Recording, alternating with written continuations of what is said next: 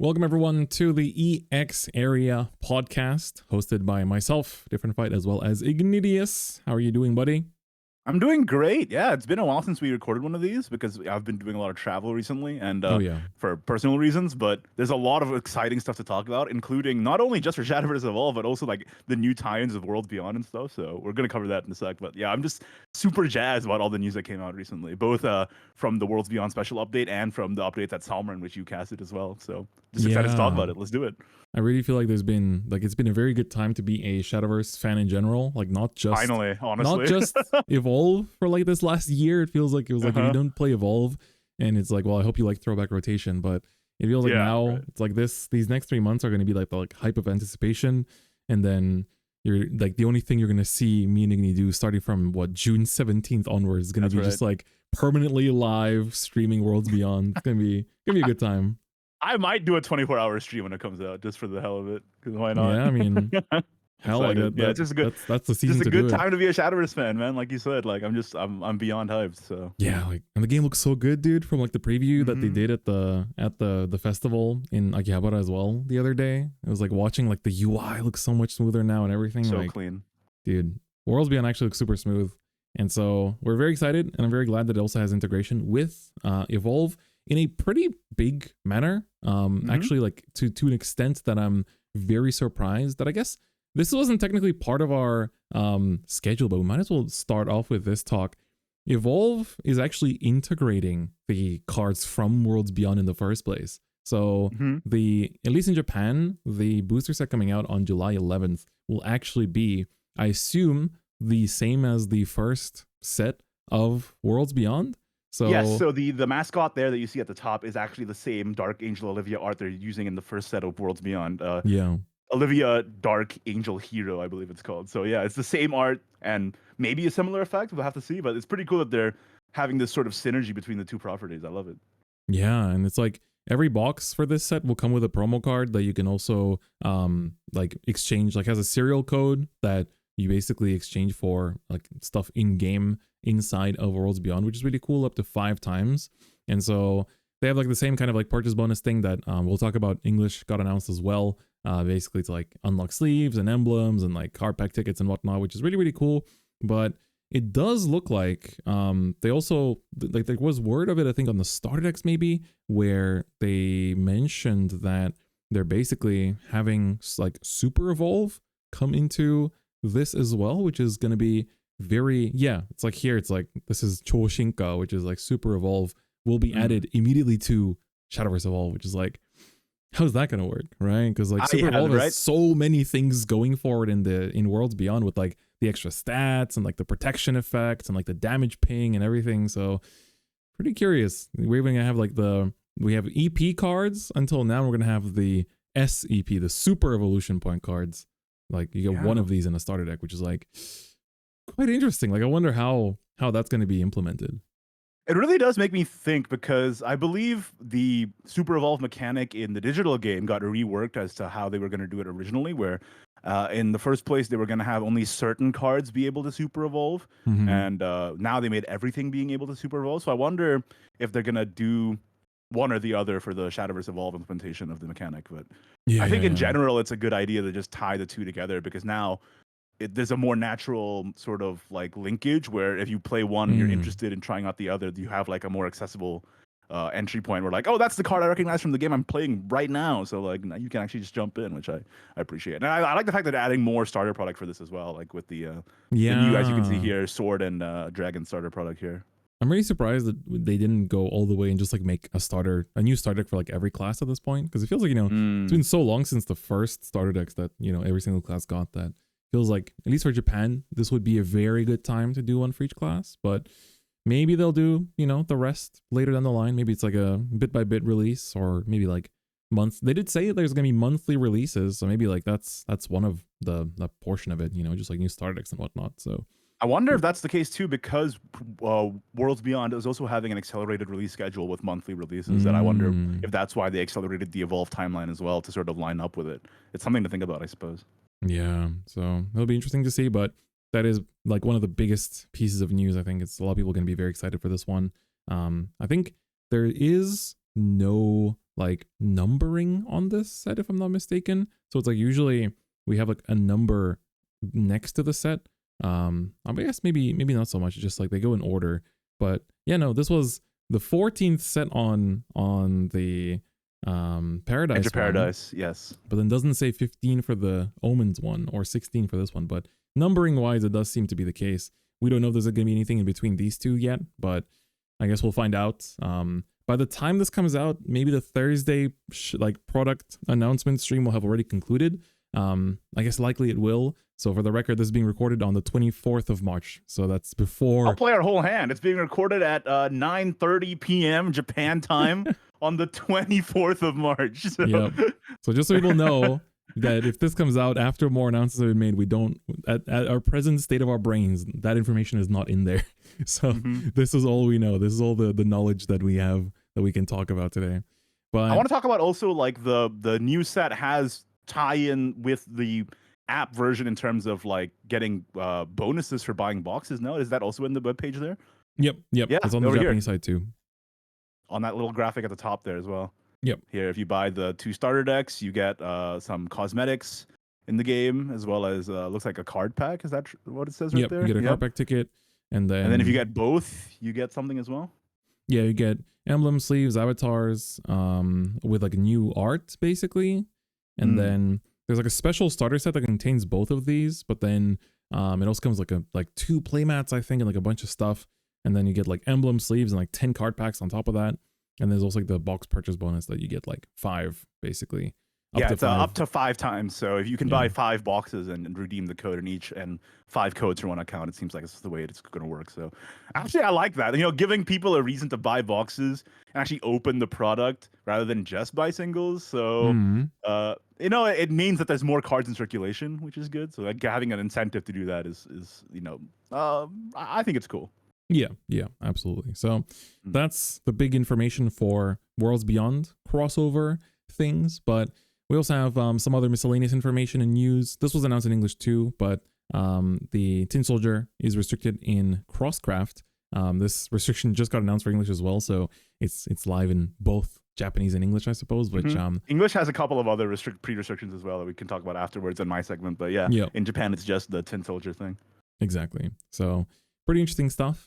But then the biggest, I guess, batch of reveals that's been happening for the Japanese side is for the set we just mentioned, which is the Omens set. Dude, there's actually a lot more reveals for this than I thought there were. Like, I thought only like, maybe I'm out of the loop, I guess, because I thought there's only like 4 or 5 cards revealed. Then I looked at the list, and I'm like, that's a lot that's already been shown. I was kind of shocked. Yeah, I mean, technically this set comes out in like 3 weeks time or like 2 weeks and a half. So pretty close. Usually they reveal like the full card list about a week beforehand as well.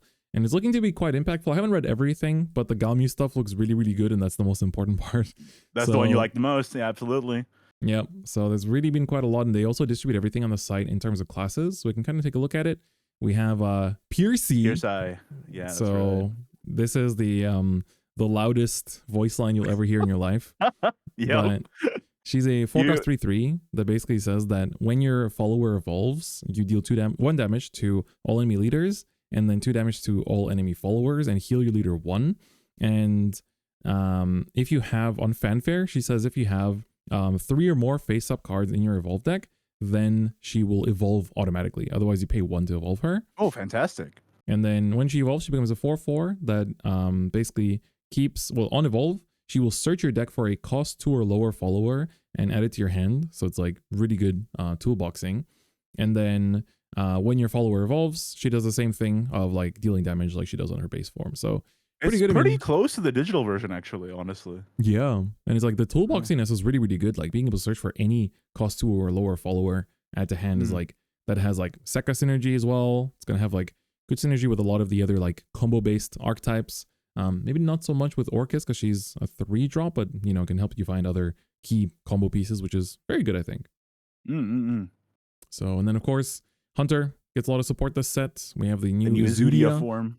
It's a 3/3/4 that basically on Fanfare allows you to banish the original Izudia from your cemetery to choose an opponent's follower and change its defense to 1. And then if you engage him, you choose an opponent's follower, deal it 1 damage. And if this turn that follower was put to the cemetery from the field, then you can put this token spell into your EX area. And the token spell basically says that it's a 3-cost spell token that if you have 6 or more hunters in your cemetery, you play this for 3 and it does 6 damage to all enemy leaders. So whoa, it's pretty good. Dang.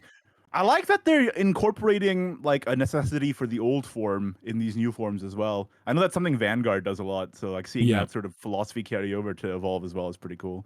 And it's also like because there's no rotation in Evolve, they are able to do that. You know, they can actually make this like synergistic with the old stuff, which is really nice. Can I use Bellicosity Dragon to put old Azudia into my soul, or is that not doing that? Please. Yeah, it's like there's lots of other hunter support, but this already on its own seems really good. There's this guy that's like a 4-cost 4/1 that evolves for 1, stays as a 4/1, but on evolve he deals 4 damage to an enemy follower, and then you return him back to your hand and recover 3 play points, which is like basically exactly the same as he was in the digital game. Yeah. He's just a bouncing tool to enable your combos. So that's quite cool as well. And then we have the gold quick spell. It's a 1-drop that when you play this, if you have an Azudia named card on your field, it costs 1 minus less, so it becomes a 0 cost. And then you choose an opponent's follower, deal it 1 damage. And if that went to the cemetery as a result, you draw 1. So it's basically just like, it's a self-replacing like 1 snipe as long as you destroy the thing that you sniped, which is pretty good. That's interesting. Okay. Yeah. So and everything else is basically hunters. So we got this 2-drop 2/3 hunter that basically will deal 2 damage to the enemy follower as long as you have 3 or more hunters in your cemetery. And then if it went to the cemetery because of that 2 damage, you heal your leader 2. And then this guy is a 2/2/2 on fanfare. If you have 3 more hunters in the cemetery, will change an opponent's follower's defense to 1, and then evolves for 1 to search your deck for Azudia and add it to your hand. So it's like you get to search both this new one and the old one, which is pretty good, honestly. What you need, yeah. Pretty good. Yeah. Then we have this Horned Beast. I don't recognize this guy. Was this guy around in It is in the digital game, yeah. Okay. But it was named Horned Beastie in the original game. Oh, okay. I have the encyclopedic knowledge of cards that nobody has ever seen. Who's this freaking mammal out here with a cool pendant? But this one's not a hunter. It's just a 3/2 with ward that will choose a 1-cost or lower spell in your cemetery and add it back to hand on last words. So, interesting. Still pretty good. I like the Wolfrod leader though. It's looking it looks great. Nice and upside down. And then we have the puppet support, which is like feels like it's been a bit since puppet got support. So this one basically is a 2-cost 1/2 that during your turn, when your token follower goes from the field to the cemetery, you can choose an opponent's follower and give it -1/-1. So it's kind of similar to what it used to be. Very similar. Yeah. And then it puts the 1/1 like regular puppet into your EX area on fanfare, and then evolve it for 1 to basically put it to play a puppet, and also put 1 puppet into your EX as well. So I was just gonna say, like, it is similar to the way the digital one works, but because puppets in evolve cost 1, it's like not as good as a like clear everything card as it was in digital. Yeah, playing out the puppet is quite good, like on evolve. Considering it's a 2-drop, like I was like a really good like turn 2 going second or like turn 3 play as well, I feel like. So Forest looks pretty good. I mean, Azudia's stuff is looks quite strong. And then like Piercy or Piercy is just very good like generic search option, which I like. I mean, we'll talk about it later during the event segment, but like spoiler, in JCS Hunter did very well. So the fact that it's getting even more support is pretty cool. Maybe absolutely. It'll lead to even more dominance from the archetype. All right. Are you ready for... Did you feel trauma for this deck back when it was around in the app, or not so much? No, it's fine. I feel like a lot of people did not like this token spell. Well, yeah, because it drew for free. So back in the app, the usurpation spell. But how does it work in? I can't read Japanese. How does it work in the evolve form? I'm glad you asked. So the new Octress is a 3-cost 3/3 that on fanfare will put this token spell into your EX area.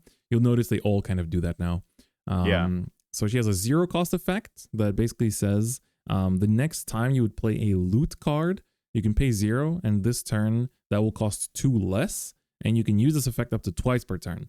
So Oh, you'll notice that the other loots are 2-cost spells. So you make yeah. them into So the 0. original Octress in Shadowverse Evolved didn't really work with loot. It focused more on the stealing effects kind Yep. of thing. But yeah, this Octress is finally integrating all of the loot tokens that we had in the base game in the digital game, Yeah. and now it's finally in Evolved. So that's pretty cool. And so her other effect is you can banish the original Octress from your cemetery to choose one of the gilded tokens and put it to your EX area. So the Gilded Blade, choose an opponent's Gilded follower, deals Blade. it 2 damage. And if you have your opponent has 10 or more cemetery, deals 2 damage to the leader. The Goblet heals 1 to your leader. If your opponent has 10 or more cards in the cemetery, then it heals 2 instead. And then the Boots are choose one of your followers, or choose one of your loot followers, and then give it Rush. And if you or your opponent has 10 or more cards in the cemetery, give it Storm instead. That's Okay. scary, actually. This seems way better than it used to be in the TCG. I mean, in the CCG. What's the best thing to give Storm on this thing? Like, is there a big body loot follower that we're getting, or? I feel like, I mean, we can take a look at the rest, but you know, Octress herself just like generating all of the, like one of those is already quite good, but then we got to take a look at her actual token spell. So it's a 2-cost spell that lets you choose one of the following, but if your opponent has 10 or more cemetery, you can choose both. So first effect, choose an opponent's follower, deals it 3 damage, and if your opponent has 10 or more cards in cemetery, deals 8 damage instead to that follower. And the second effect is look at the top 3 cards of your deck, choose a loot card from them, reveal that to your hand, and then put the rest of the bottom of your deck in any order. So Okay, it's like a pretty big good consistency card basically, which I think is quite nice that you just get this on fanfare from this Octress. And so, and because this is also a loot, you can technically pay 0 to then play this for 0, right? Because this reduces it by 2. So you can just do the second effect immediately on like turn 3 and like just, you know, replace your hand, which is pretty good.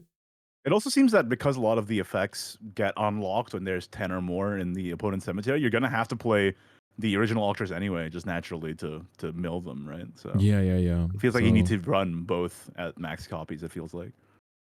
Yeah. So we have the Arsene Lupin fanfare.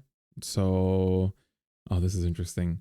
All opponents put the top card of their deck into the cemetery, and if the card put was a follower, you get yourself the, is that the, which one is that again? That's the, you get a Gilded Blade. You get a Gilded Blade to EX area, and if the card is a spell or an amulet, then you get, is it the shoes? No, it's the Goblet. Okay, so then he puts the Goblet to EX area. Oh, wait, so you both do it, and then you get the tokens, right? Like, so if So you mill your sack a opponents, spell, and then you get a card based on what they mill. okay, Yeah. only the opponent mills. Only the opponent okay, mills. gotcha. Okay, gotcha. And then on Evolve, he costs 1 to evolve. He becomes a 3/2. Looks at the top 4 of your deck, finds 1 loot card from among them, adds it to your hand, puts the rest of the bottom deck. So he's also Searcher, which is pretty good. Yeah. Then we have the 1-cost quick spell. Hollow Choose an opponent's Usurpation, follower, deal 2 damage, and then put the Goblet into your EX area.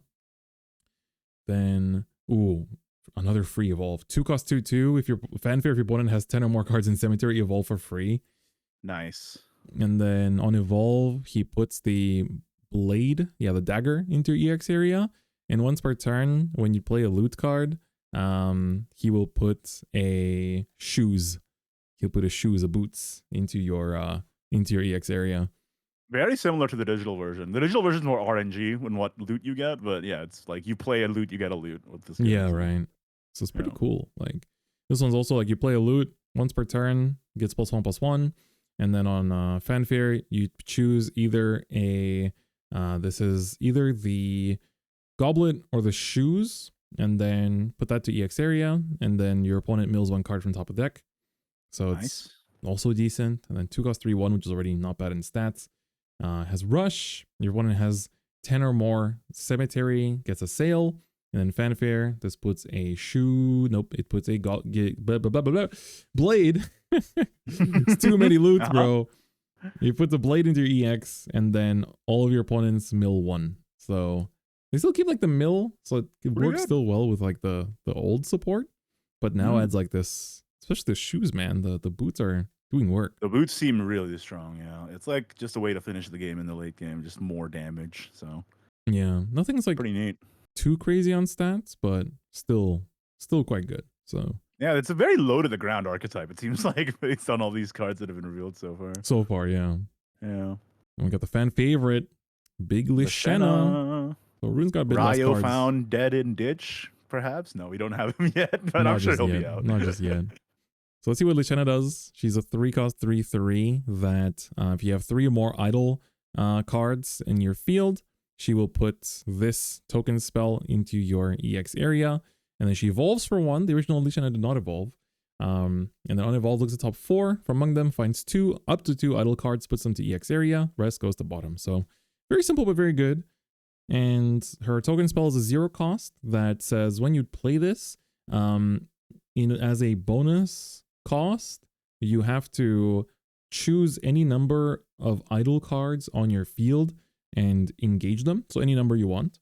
And then you choose an opponent's follower and you deal it damage equal to double the amount of idle cards that you engaged for this cost.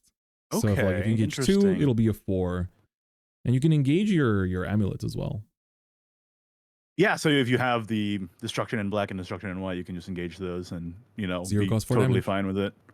The interesting thing is that in the digital game, because of rotation, they had to reprint a new win condition that wasn't the original DIB and DIW. So they had the destructive egg and the destructive black egg as well. True. And in here, because there is no rotation, you can still use the original stuff. So they just made it a more utility card instead of a win condition card, which is pretty interesting how they adapted it. It's pretty cool how they did it. We have a new 2-cost spell, it's also an idle trait. When you play this, Melody's Return or something like that in English. I always like this art. It's like very soft colors. So when you play this, as an additional cost, you have to choose a Lishena named follower from your cemetery and banish it. If you cannot do that, you cannot play this card. If you have 2 or more idle cards on your field, you search your deck for a Lishena named follower and play it. Oh, and play it. Yeah, they can also play the original Lishena, which then gives That's you good because the original Lishena is like a huge tempo loss, like most of the time. So you can actually just get it out easy peasy. Like the new Lishena, you can evolve and react to an opponent threat, and then you can use the spell to get a cheap version of the old Lishena, which is usually just like a huge tempo loss most of the time. So yeah, it seems you good. You have to banish a Lishena from your cemetery, but still like you're playing a 4-cost for a 2-cost, which is always like very, very good. Yeah, and you're not giving up your resources just to play a 1/4 stat like that doesn't do anything that turn. So exactly. Then we have this one. She's also an idle. Looks at top 3 of your deck on Fanfare, finds an idle card, reveals that it's their hand, rest goes to bottom. So just a good searcher. Good stats for a searcher too, I think. So right. 3 defense can be quite annoying. And then we have a 1-drop that's 2/2. Choose an opponent's follower. And if you have 3 more idols on the field, it takes 3 damage. That's very good. That's good, especially since it counts itself. So you just need the 2 destructions on the field in the first place, and then this guy gets active. So it's very strong. And then we got a bit of spell chain support. So when you play this, oh my god, this one is. So you can basically, if you have 6 or more different cost cards in your cemetery, when you play this, it gets cost -6. So it works well with like the Highlander cost deck, like Vincent and whatnot. Yeah, the one with what's his name, Vincent, and then the Idolmaster card that also cares about that kind of thing, right? Yeah. So this gets Storm and as a 2/2, and it also chooses 2 of your opponent's followers on Fanfare and deals them 3 damage, which is quite good. That's really good. I mean, it's mimics how scary it was in digital too. They just got like more 0-cost storms, but now it's a 2-cost storm. But at least it's still doing something. It's pretty cool. Yeah, I feel like that's pretty good. Like this spell feels like a huge game changer for Lishena as well. And like Lishena herself like is very good. It seems like. Like yeah, I mean the fact that you can engage the amulets for the cost makes the cost pretty negligible, and you just deal a bunch of damage and control the game out, which is the entire game plan of the deck in the first place. So that's good. Yeah, and control decks are pretty good in the Japanese meta right now. We'll talk about that later as well. With the JCS results. So like control deck support. It'll be strong if the current meta holds. So there you go. That's for sure. And then we have, of course, mine and Igni's favorite. Oh, they haven't added some of the other cards that were revealed here yet. So maybe I'll pull up the X account real quick, just to show some of those, because I feel like they're X the everything app. Oh my god. Oh my god. Are you gonna do your banking on X? No way, dude. I'm still like the reflexively always still says Twitter side. No, I'm the same. I'm mocking the people who call it X. It's like, but you know, that's just me. This is an official podcast, but we are allowed to, you know, just keep it to ourselves in that sense. I'm trying to see, because the reason why we had more cards shown is because they had demo decks specifically for very cool. this at the event in the Worlds Beyond event yesterday. I'm trying to find, I might have to actually just pull up the list from the stuff that they showed. So there's a shocking amount of mermaids and dragons in this set for some reason, is what I'm looking at right here. yeah. Okay, so I think it's basically in here somewhere. Where's the deck lists? Open it up. The Shadowverse Evolve part of the Shadowverse Fest. Yeah, just so you guys, in case you weren't aware, yesterday there was the Shadowverse Festival where the main highlight was Worlds Beyond, but they also had original game tournaments as well as Evolve side events and stuff, and they revealed some stuff there as well. So yeah, it was a pretty cool event. I wish I could have gone, but apparently the lines were insane. So yeah, apparently like before lunch they sold out of all like the actual like tickets to play with, like to try out the thing. So it's quite surprising as well. All right, so you have it pulled up here now, the demo deck for the new Galmu build. Pretty interesting. Lots of new cards here, but also lots of returning favorites from the old build as well. So yeah, so what we have so far is the Galmu herself is now a 5-cost 5/5, which I guess she, you know, always was, but always was. Fanfare puts her token spell into EX area on Fanfare. Yeah, Fangs of Ardent Destruction. Yeah, Ardent Destruction.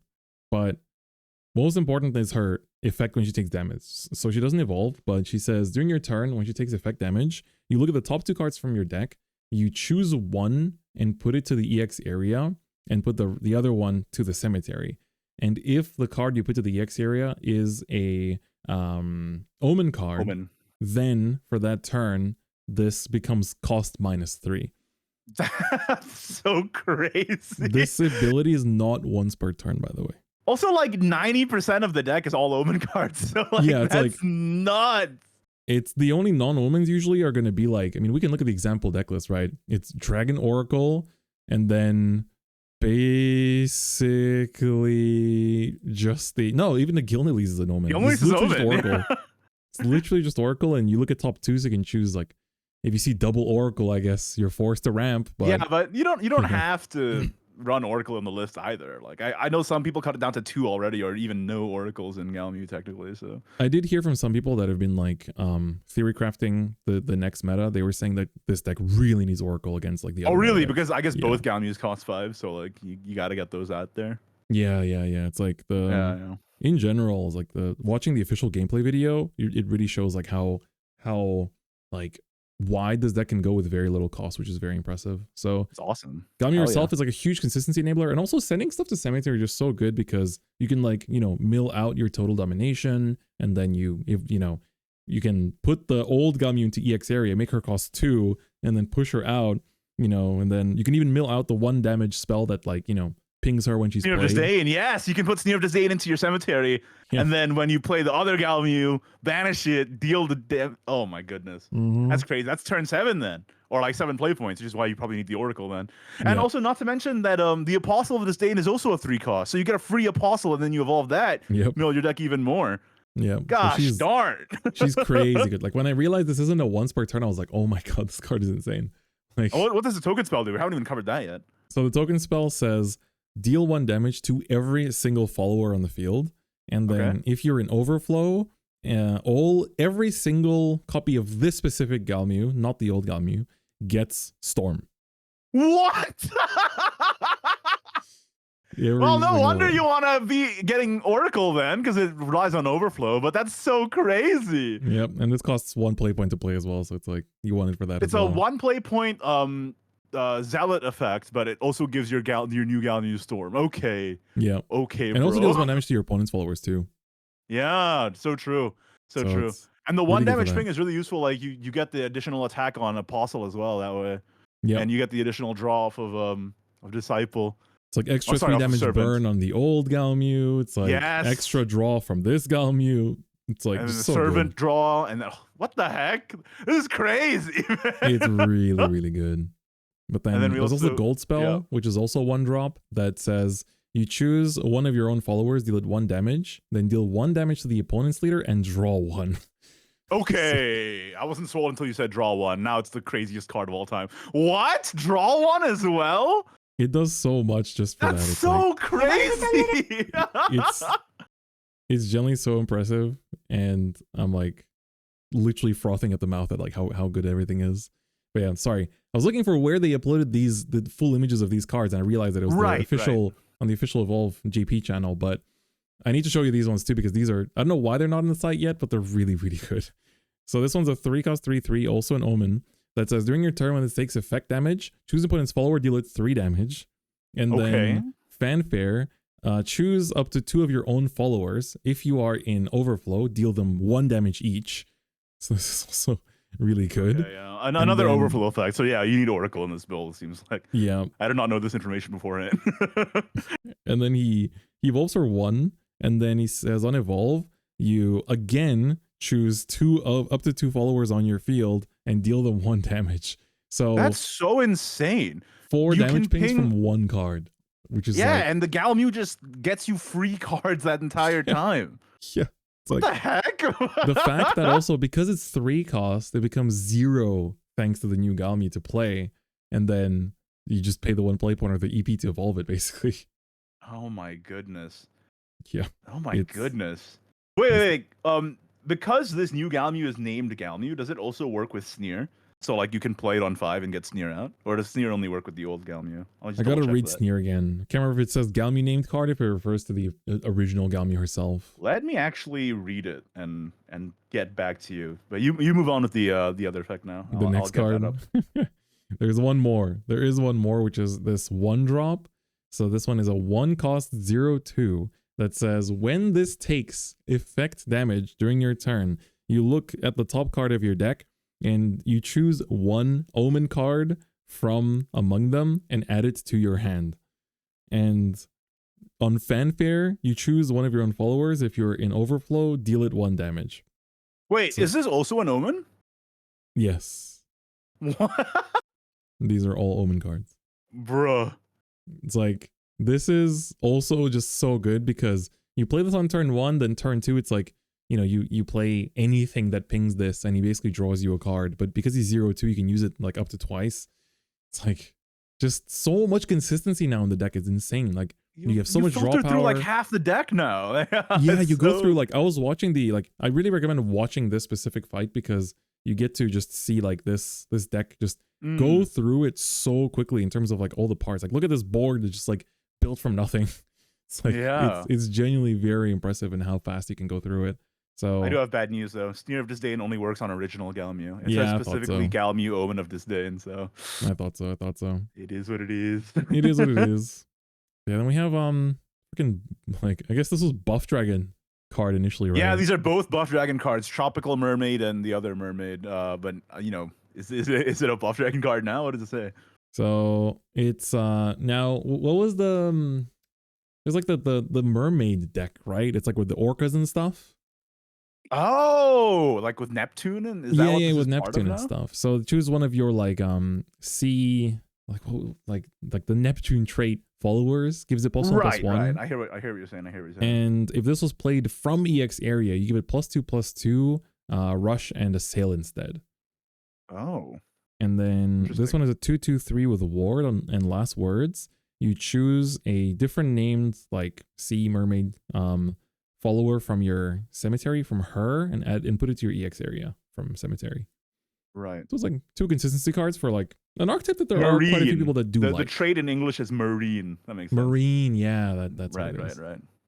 So yeah, Galmu, looking very good. I'm very pleased. Genuinely, It's like, weird that you just randomly got 2 mermaid cards on top yeah, of the Galmu yeah. stuff, but all right, I'll take it.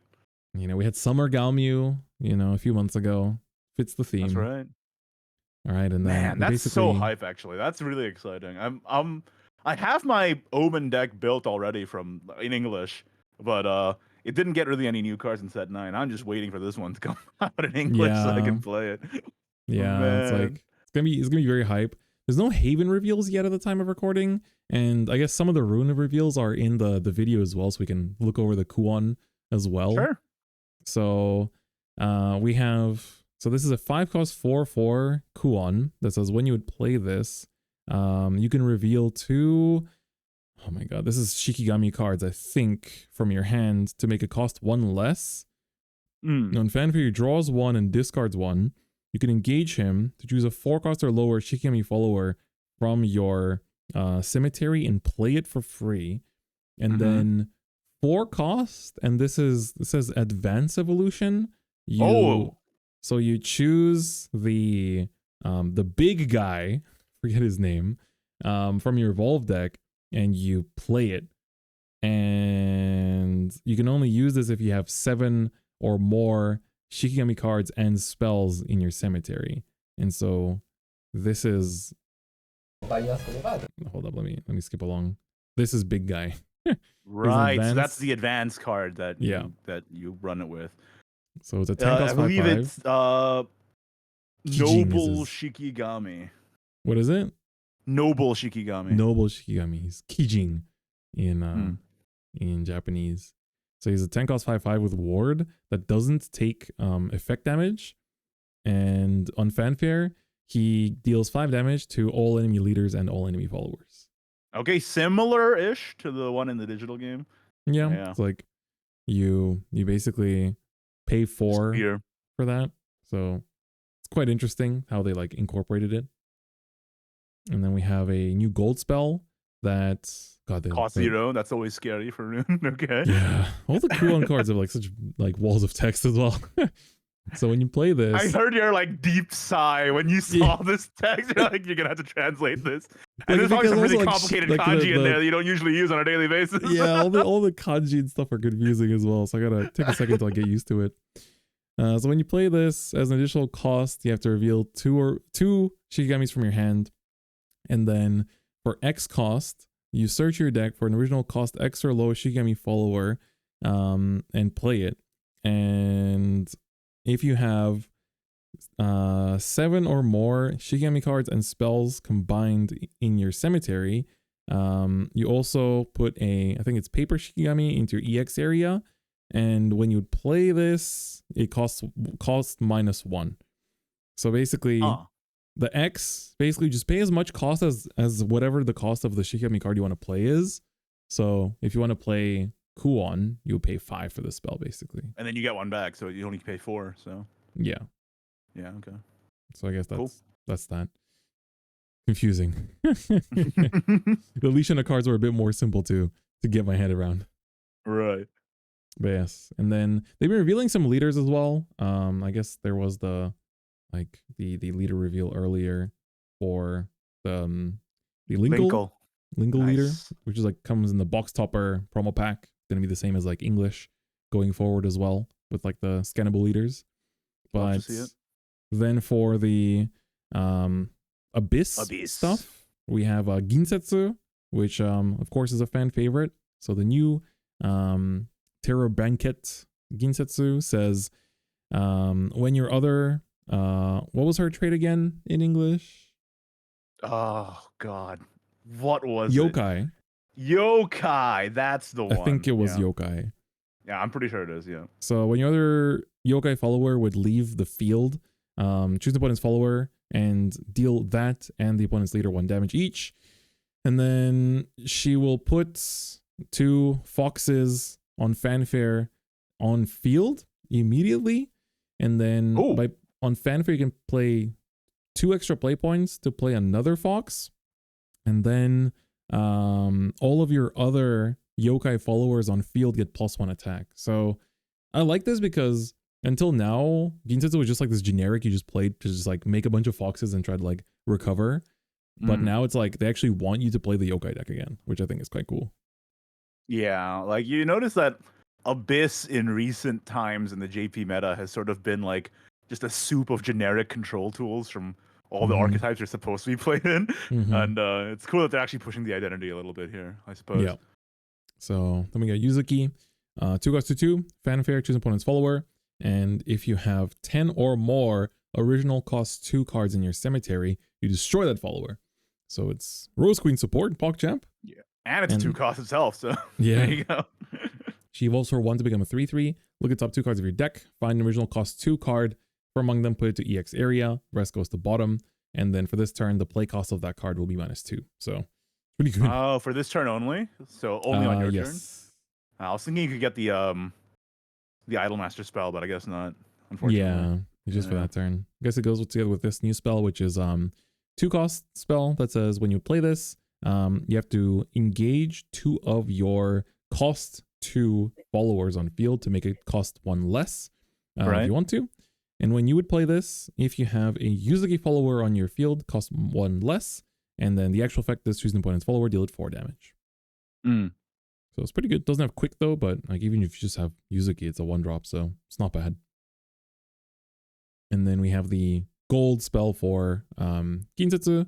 So basically you can banish this from cemetery to give storm to all of the foxes, like the fox there tokens. you go. So that already enables that. And then when you play this, as an additional cost, you can send 2 of your foxes from field to cemetery. And you can't play this if you don't pay that cost. Choose an opponent's follower, destroy it, and draw 1 card. For 0, that's so you need to get the foxes out to get this. I mean, I guess you could always discard it in some way. So you can also, you can get the foxes out with Ginsetsu. You can attack with them. Then play this, get rid of 2 foxes, destroy something and draw 1. And the next turn you play more foxes, you just, banish this and give everything storm. Right.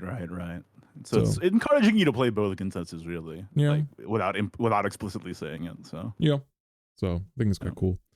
And then finally for neutrals, it's basically just Jerry and Gilnilly's, which is nice. All cool stuff. They have their beautiful SPs already revealed for both. Looks so good. Yeah, especially the Gilnilly's. I mean, the Omens in general just are like the biggest aura farmers in the entirety of the Shadowverse IP. So like, it's crazy, dude. It's unbelievable aura. So new Jerry basically says, fanfare, discard 3 cards from hand and put this token into your EX area. And then his activatable effect lets you banish the original Jerry from your cemetery to deal 2 damage to the enemy leader, draw 2, and this can only be used once per turn. That's very good. Ooh. This is a 3 cost 4/4, by the way. Yeah. The stats are really good. And it works with the burn damage that Jerry's meant to be doing in the first place. Okay. Yeah. What does the token spell do? So it says choose an opponent's follower and destroy it for 0 cost. And if you have this Miserbane in the field, then you also deal 2 damage to the enemy leader. But keep in mind, you have to discard 3 cards for, to get this token spell. Right. That's quite good. I mean, you're basically... Well, you need to discard cards in your hand for the original Jerry to proc off anyway, right? So yeah, you can discard it, to have it in the cemetery to banish it too. So yeah, it's not too bad. Not too bad. I think the Gilnilly's is the most impressive one though. So just as it was in the digital game.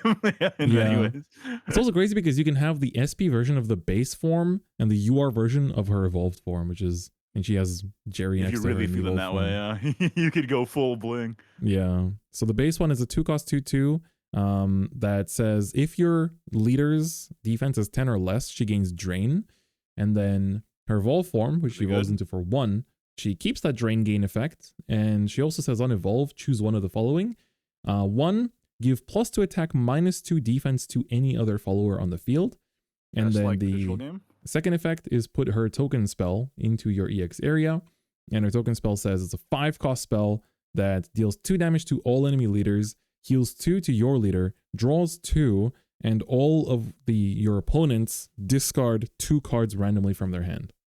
Oh, that's very good. Similar to the Gilnilly's token in digital Shadowverse. Except the Gilnilly's token in digital Shadowverse was a punishment for going too long. Here it's just like a spell you can get.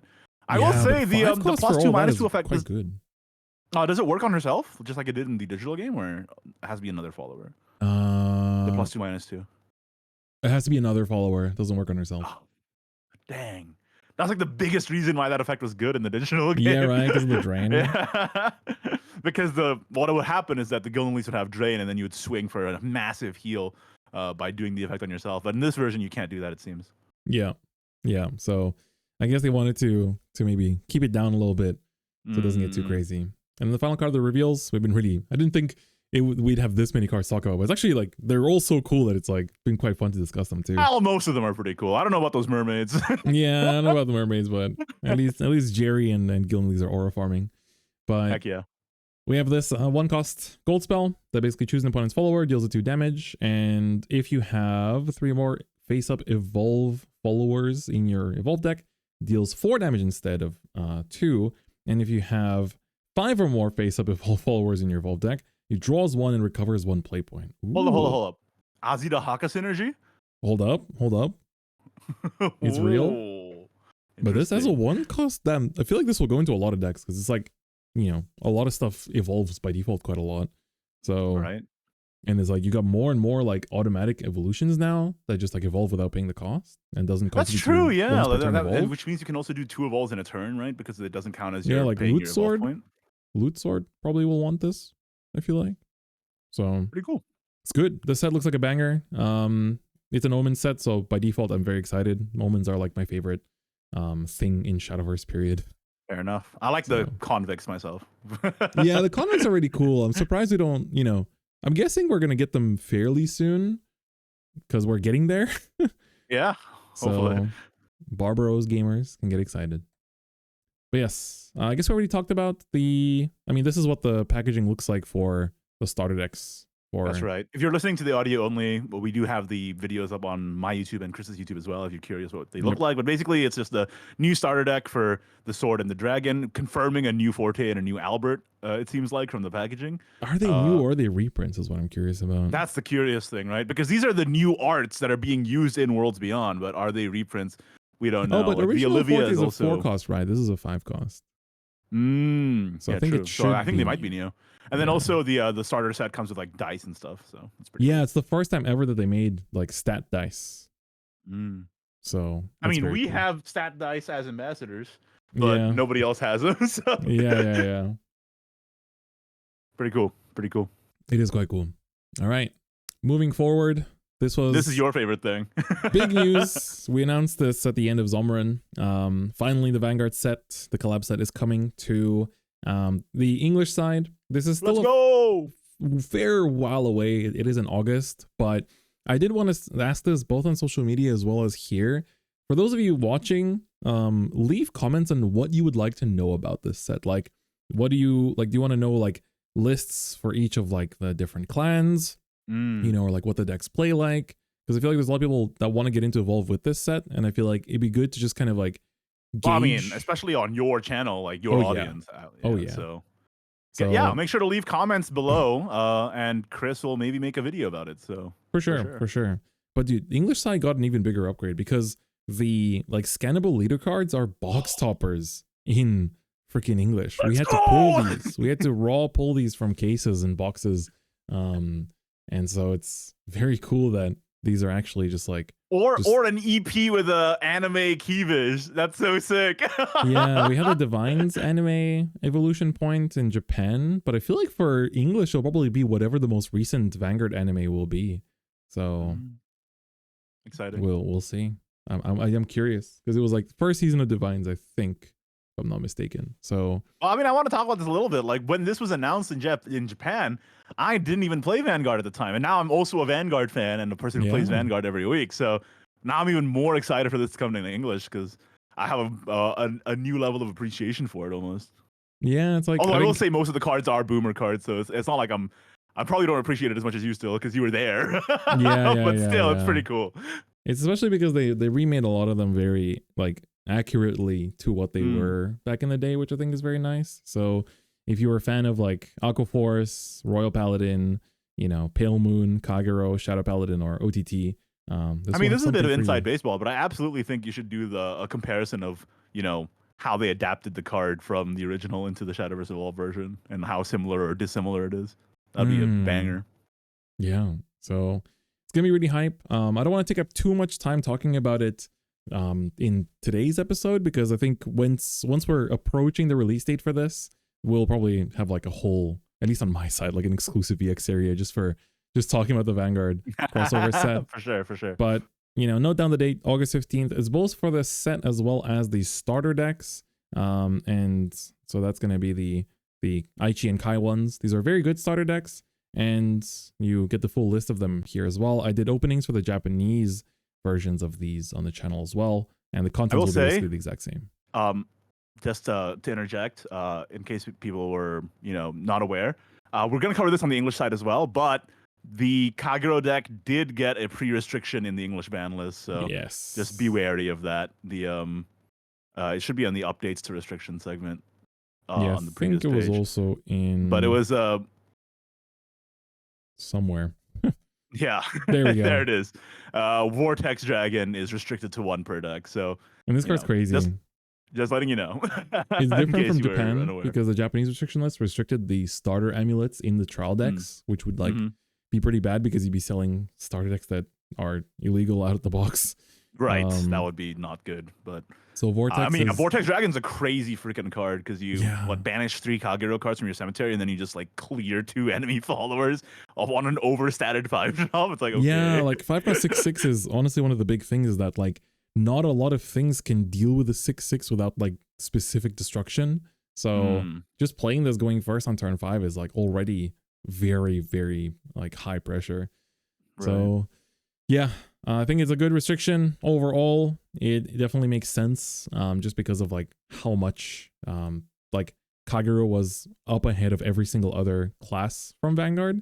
So at least hopefully with this way, everything will be relatively well balanced, and all of the classes will have a fighting chance, which is the optimal case scenario. I mean, I'll just say it. If you're a Vanguard player, you already know. Like, Overlord comes in and dominates the meta, and then that's what happens. Lore accurate. So. It's lore accurate. Just how it is. All right. So sick. That was that. And then on our side, I guess, on this side of the episode, we're just going to quickly go through some of the stuff that's been happening in Japan competitively.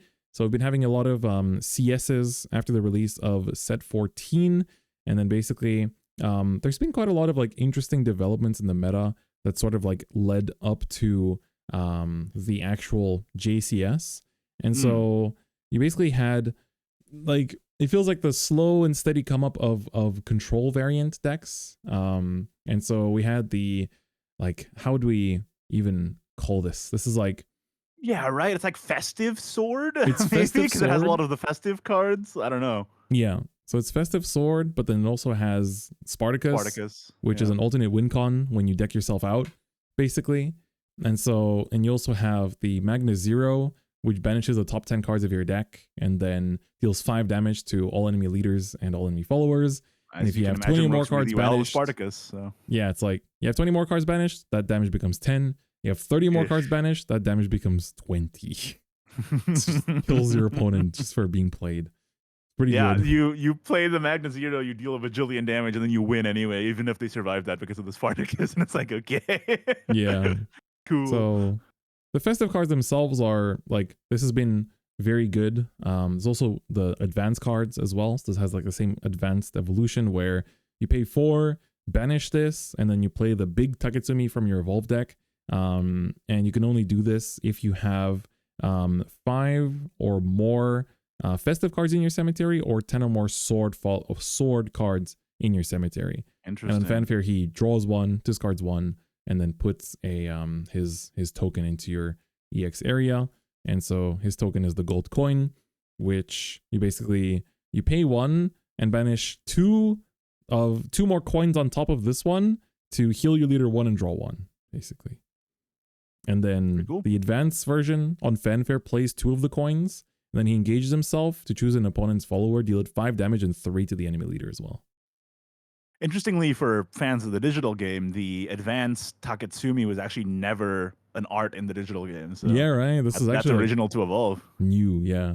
They did this. This Taketsumi is not the only one that got that too. So I believe the little pup guy got it too. The werewolf from Abyss. yeah. So we'll see him later down the line too. But yeah, so it's like you just go through the deck so quickly in this deck too. You still play some of like the good old cards as well, like Leod. But I think it's like this deck has definitely been on the come up, but I feel like it's also been slightly downtrending with time as well. We've got a bit of spell chain happening as well. We've seen this Daria come out beforehand, but then we have the Yukishima. This card was pretty strong in the app as well. So on Fanfare, this basically says that the next time you play a 3-cost or lower festive card or a 3-cost or lower magician card, it becomes cost -3. And when you would play a 3-cost or lower, like either one of those, you choose an opponent's follower and deal it 2 damage. So this is D-Shift, basically, but just with new tools. Makes sense. Yeah. Then you got like the generic festive card as well. That's like 1 cost that looks at 4 cards of your deck, top 4, and from among them you choose a festive, put it to EX area, and the rest goes to bottom. So it's like a very strong search spell. Right, for only 1 too. And I put the spell into your grave for spell chain, so yeah. good. Yeah. And then the week after, towards the end of February, we saw, this is where I feel like when I talk to people actively playing the game, a lot of people do mention this one card World you see here, which is World Break. And this card's been very relevant. As you can see, this is a puppet list together with Hozumi. So it's like the puppets that you all know and love. You know, we watch them in Zomarin do a lot of really good stuff. But let me tell you about this World Break card first. So this card came out in set 13. So it's a previous set card that at one point was worth about, I think, 80 yen. So about like 80 cents or $1. Now it's worth like 20 to 30. Whoa, like, $20 to $30? Yes. Oh my lord. So it's an 8-cost legendary spell that's neutral that says you banish every card on the field and every card in the EX area of both players, and then both players banish the top 10 cards of their deck. So at first you read this and you're like, oh, it's just an 8-cost board wipe, right? But not only is it a board wipe, but it also can give you this like deck out game plan win condition as well. And it's the fact that you can just like play it before, you know, doing anything on your side as well. It's like, you know, there's been so many decks in general that also, you know, allow you to play things for less play points from your EX area or, you know, things like that, where, you know, at the end of the day, World Break just like works out so well with everything. So it's like, it's this kind of like emergency button of like, okay, well, I'm going to board wipe everything. You saved up stuff in your EX area, go, you know, say goodbye to all of that as well. And then on top of that, you're also potentially winning through deck out just because you're, you know, both players are losing 10 cards in their deck, but you know, that doesn't affect you as badly usually because you're the one doing that. But then it just kind of turns it into a thing where it's like both players just world breaking each other until like their decks just disappear, right? Right, and it's like kind of, you know, you don't get to play with a lot of your cards that way, so it's kind of a bummer in that sense too. I will say, in the app version, if you guys were curious, it's called Planetary Fracture, but they've changed names between the app and the Evolve, so who knows what's going to be called in English. But yeah, that seems like a crazy card. Like, and we're going to see later when we talk about JCS results that, you know, the winner ran 2 control decks with World Break in it. So there you go. Yeah. It's like one of the reasons why puppets came back up as well is because a lot of the festive cards for Forest are puppets. So, you know, they make puppets themselves. And then got this thing as well that's been played in a lot of things too. Bastion of Seasons. He's like really, really bad in the digital game. Yeah, but this guy's been played quite a bit. It's like he puts as long as he has 3 or less counters on himself, he cannot attack the opponent. At the start of your end phase, you choose a follower, give it +X/+X, and or deal it X damage. X equals this guy's attack, and then you put a like Seasons counter on him basically, and then he evolves for 1. That's part of the charm of Evolve, though, you know, like giving the cards that are really bad a chance to have a glow up. So right. His evolve effect is choose an opponent's follower, deal 4 damage. Okay, so basically he's just like sitting there every turn. He's either buffing your stuff or he's dealing damage to your opponent's stuff equal to his own attack. So it's like 3 usually, and then he basically gets a counter on himself. And once he has 4 counters on him, you can start attacking. So it's just like this guy that's just sitting there buffing your stuff, which is pretty strong. I want to just correct myself real quick. The JCS winner had one deck that ran on World Break to win, and the other one ran Zelgenia to win. The other neutral big win con. So there you go. So then you see like we got the whatchamacallit. It's like, I mean, it's basically it's a very controlling Haven deck, it looks like. This is aggro Haven is what the wait, but it has so many control tools in it, like both like 2 Jeans. Yeah, but I guess there's quite a few Storm Gainers. Like Tsukuyomi is also technically a Storm card as well. So I guess they're just like going super aggro with this. And then like this is the like what do they, is this technically Festive Haven as well? And then the next week we start to see, would you look at that? This is actually a week after the next week, I believe, because the week in between these two was JCS itself. Yeah. So this is like, again, you see now World Break is in Sword. And this is basically everyone's playing it, hey? Yep. So this is basically just like, you know, you have so many, like everything in this deck is basically just like do damage to your opponent's stuff. It's like just control sword is essentially. So it's like now they also write like these little explanations as well. So you can kind of even like just hit the translate on this. And it's like it basically just has this, you know, how do they explain it? It's like you use. That's like true. Yeah, they're saying that because the Thief's Sword mills the opponent's cards anyway, and then you add World Break on top of that, and like, you just deck them out and win. Crazy. Yep. So just do what you were already doing, but even better, which is pretty. This is crazy. funny though. Item shop with no followers, meaning that they run 10 carrots in the evolved deck. Okay. Yeah, you're so right. It is actually just item shop. That's kind of funny to see. Oh my god! And then this is World Break, good old Festive Dragon. Okay. Festive Dragon with World Break as well. So as you can see, World Break just kind of ended up being played in everything, slowly but surely, and you're gonna keep seeing that be a trend. So then we had Sekka still finding some success here and there. 11, I think we featured before as well. It's been kind of like uses the new Mars, uses like some of the festive cards as well. And then Uma, of course, has still been... Yes, the new Uma collab is apparently quite good, so pretty cool. Yeah, there's like 2 different Uma variants that I guess we'll talk about at some point, but I feel like we've already been yapping so much this episode that I'm trying to like... trying to speed through things a little bit. There's a long one. This was the JCS itself, so I think we can, you know, maybe when there's like less new stuff to talk about, there was quite a lot of at the JCS, and of course you can look at more of the decks than just the finalist, but Zogarin was the winner this year. You can watch the VOD to see him, how he took it all and won the prize. Sekka, and of course, like fittingly winning with Sekka, with Hunter Forest, but with 3 World Breaks in it. That's right. So now, they mentioned that Hunter Forest was like kind of not a meta threat at the point until he put it on the map. Is that true? So like people were just like not super aware of this archetype? Yeah, I guess so. I mean, it has a lot of like really annoying ways to just like board lock your opponent, because you just like give minus attacks to your opponent's stuff. And and then you stay alive too, because you have like Mark of the Six as well, so you can just negate all the damage. So it's quite good. And then Elephant, you know, does elephant things. It's a good old card that has been around for a bit. So you get to see it on the VOD against Natsume, another player that's very well known, was playing Uma Musume as well. Then the second list was Control Abyss. So control players rejoice. A lot of your familiar cards that discard your opponent's hand and whatnot are still there. Blaster Dark is there. What is this polar bear doing in Arlington, Texas? That's funny. But yeah, as you can see, like we mentioned this a little bit before, but yeah, Control Abyss is just like a hodgepodge of the best controlling cards from all the different archetypes. So it's like, you know, you got Rule and I from the Omen stuff, you got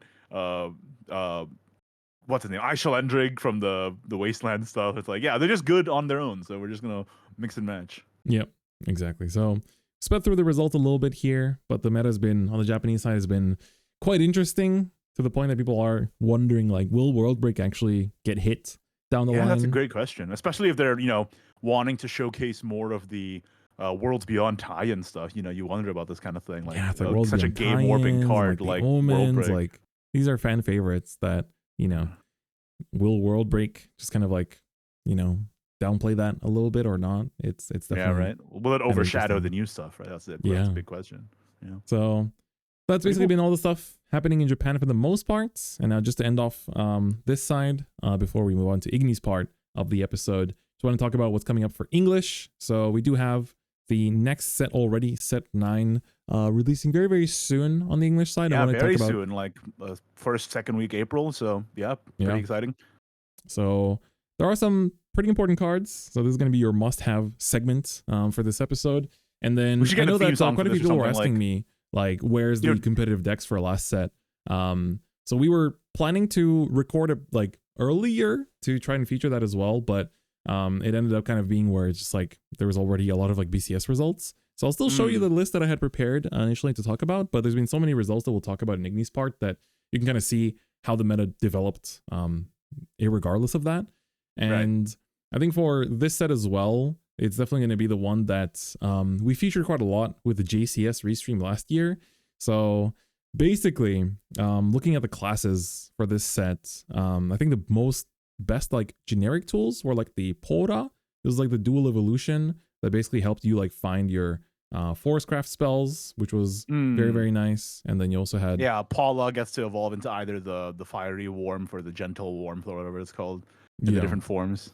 And it's like she also, the other form lets you like reuse 2 of your cards. So it's like on evolve, you choose 2 of your cards on the field and just put them to EX. So you can just like reuse any fanfare effects, which is pretty good. And then if you're playing Hunter, you pick up the Hunter stuff. And then I think also if you play Puppet, you pick up the spell as well.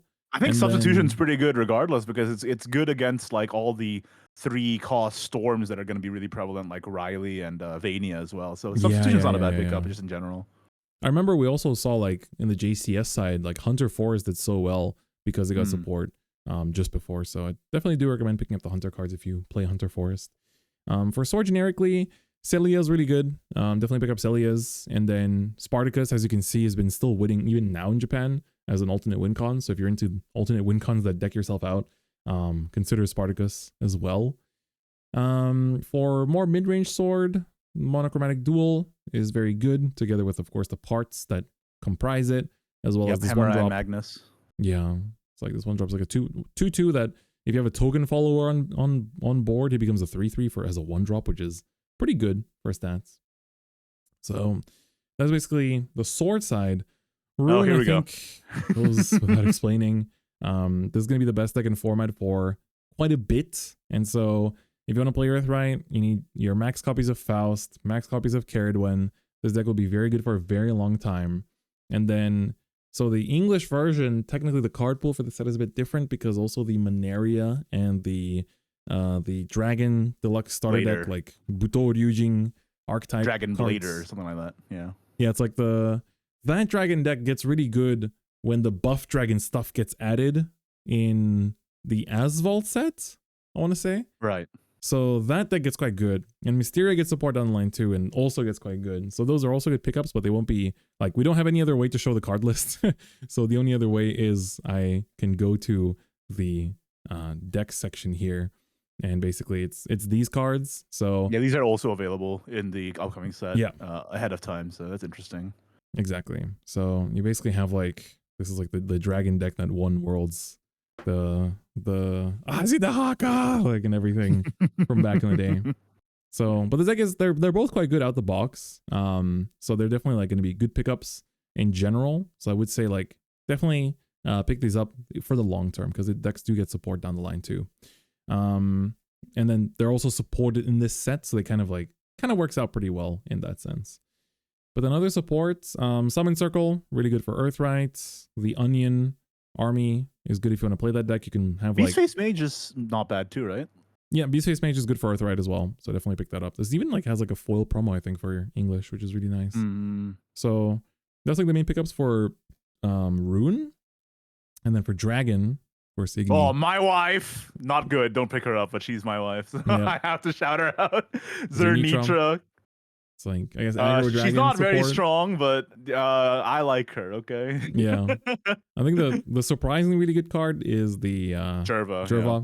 So basically, just like on Fanfare, you discard your hand, but like he evolves for 1, and then at the start of your end phase, he basically deals 5 damage to all other followers and your opponent's leader while drawing you a card. So you pass in this like 5/5 that board wipes and draws you cards, which is quite good. It's got a lot of good synergy with the Valdane stuff, because Valdane ramps based off how much, not ramps, but sorry, it builds damage based off scales. That's what I'm looking for. It scales damage based off how many Natura in your cemetery. So by discarding your whole hand, you get not only the Jerva burn damage, but also the corrosion burn damage, and also you can refill your hand with the draw anyway. And that deck naturally has a lot of good targets for discard, like Trail of Light and Tyrannosaur. So you get pretty good value off of the Jerva. So it's just a great supplemental damage, and it also means that you can stop running Conflagration in that deck and just run Jerva instead. So pretty good stuff. That is true. That is actually true. Yeah, the other dragon stuff, this Dragon Youth spell's pretty good. Roy's pretty good. He's just a silver, so you can also pick that up as well. And then for the Neptune deck, there's Orca support in here. But otherwise, there's not as much for Dragon in this set. Pretty much just Jerva, like, I would say, is the main. Yeah, like, Jerva's the main thing you really want to pick up for Dragon this time. For Abyss, it's really good. Bats became meta basically this set and will be meta for quite a while. So pick up both of the Vanyas, basically. Of course, the double-sided Vanya. The Arcus was his English name? Yep, that's correct. Is also a really good generic tool. So he's good just if you main Abyss, I'd say. Definitely pick him up. And then if you're building bats, you're going to want Old Blood King. Yeah, the King. You're going to want the Gift for Bloodkin as well. You're going to want all of these sisters. They're all like important tools for this deck. So the blue one, the green one, and the red one, they're all played. So yes, literally all played. And like this deck is really, really good. It was quite fun to like play this format. Like despite Earthright, I think it's like I really did not like. I owned Earthright and played it as well, but I did really prefer the bat deck myself. So.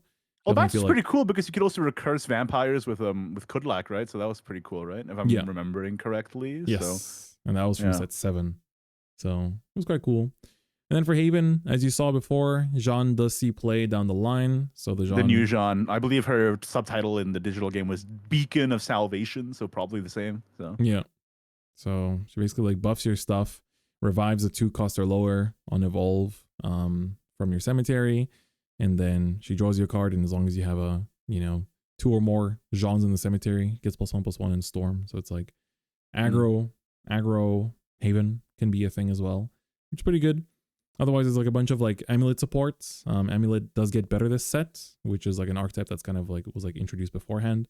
Yeah, so, we just got Alexiel in the last set, right? So yeah. So it's basically like support for Alexiel. I know some people were trying to make Alexiel work, but she really does get a lot better across the next couple sets because they just keep printing good amulets. So that makes it a lot easier. And then for neutral, this set I feel like is just kind of Okeanis for the most part. I feel like the other Dextron Paradise Vanguard, but it's also not as ubiquitous as the other stuff. So it's like, true. This is also a good pickup for the golds. It definitely does see some play because it's like just like you have it's banish, so it's like on Evolve you choose an opponent's 4 cost or lower follower and banish it.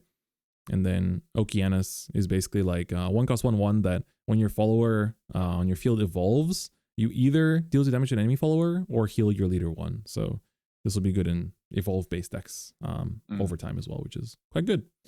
But yeah, so that's basically the set and like what I recommend picking up. So, and of course, any relevant tokens that you need for any of the decks, like especially Earthright, make sure you pick those up as well. Yeah, you're going to want that instant potion and eternal potion. Those are important. Yeah. 100%. All right, and just to wrap up, here are some of the lists that I had initially made for the set 8 format, but we'll just kind of like go through these real quick. This was Puppets. Back in Japan, there was a fairly different list from what ended up being popular in English now, which we'll take a look at in Igni's part very soon. But we were like playing Babkaha, and then of course, I think like English plays Nelsha as well, but we even played like the Lily and whatnot. So it was quite different from the English side. There was a lot more removal in like having the tech with Babkaha as well. And then for Sword, there was like everyone's quite focused on specifically having like either Natural Sword or Thief Sword, but there was also this like funny aggro sword that kind of existed as well. That is interesting. Is that Godsent Stride at 3 copies for some reason? Yeah, so this like lets you choose a follower, gives it like +3 attack, +2 defense and rush. So it's like literally just go crazy. This guy revives your 2 cost or lower sword followers and gives it +1 attack, and then that works with like Ralmir really well. So very funny. it's a funny little deck. Huh. So this was just something that I think didn't see people talk about this, but it was a deck that did exist in Japan, which was quite interesting. Then of course Lishana did really well. We had so many of her in Zamorin. Actually, we featured I think 3 or 4 Lishanas, and they all lost on stream, which is crazy. Every single Lishana lost on stream, but like they were all really back-to-back close games. Smooch. So Lishana's good. We'll talk more about Lishana in Igni's part. And then, of course, my wife. We have Galmu. This is literally my list that I played at a major tournament. Basically, the like, Sylvia is interesting. Like, what's the Sylvia there for? For her 2 costs. You can pay 2 and discard her to destroy an opponent's 5 cost or greater follower. So that takes out Noah. That takes out Anastasia. It's like some of the more annoying followers in Very cool. this meta. So it was pretty good just to like have answers to specifically these 2 like Forest followers. That makes like sense. and Forest was the main meta threat in that set. So I like this deck. It was really good. So Galmi was very nice. Very excited for her future support now as well. And then I'm gonna take a leaf out of your book then and put Sylvia in my list too. Why not? Yeah. It's like Sylvia was a cool way to answer stuff. And then again, another deck we'll talk about because it did won the Zomarin Grand Showdown, which is of course Rose Queen, Crimson Rose Queen, Abyss. Very nice. Really curious to talk about the specific list that won. So it's gonna be like so quite a few of the lists in Japan ran the Maisha. I want to take a look at the list by the winner to see if they were running the Maisha as well, because she's a cool little like extra win con when the Rose Queens are not enough, whenever that happens. And then finally for Haven, we did see 2 Havens make top 32. This is just a Ward Haven build.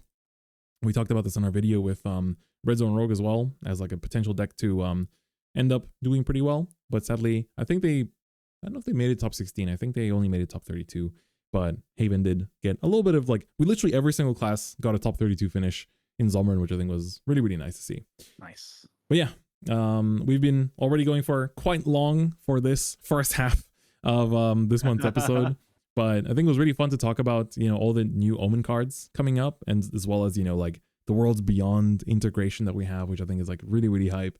And of course, just like all the small little meta developments that have been happening across the weeks as well. Awesome. Yeah, I mean, I'm just like the past few months, it's like my main excitement from the Shadowverse IP was just from Evolve, but now like the IP as a whole seems so much more healthy because of the Worlds Beyond stuff. So I'm just like in a ecstatic state of mind in terms of how much enjoyment I'm getting out of Shadowverse. So everything has been brightened for me, and I'm super happy to see what the future holds for this.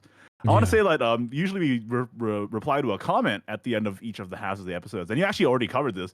The comment from your side is somebody asking what the best sword deck is, and somebody said Natural Sword is still fine, Thief Sword gets good support, but then now you also brought up the crazy aggro deck that you just you gotta send me the deck log for that, because I might try and rock up with that to locals. That looks really, really fun. Bro's trying to cook. Yeah, there you go. It's quite funny, but I do think like Nitra Sword was also shown in Zomarin to be the best sword deck. Thief was getting a lot of BCS tops though, and we'll talk about that in Igni's part 2. So for Dimnik 8289 or 8292, sorry, you're gonna want to check out the second part of this if you're watching on YouTube, or just keep listening if you're listening on audio platforms. Absolutely. Well, guys, thank you so much for watching this one, and look forward to more exciting Shadowverse content in the future. That's right. Now on to Igni's part.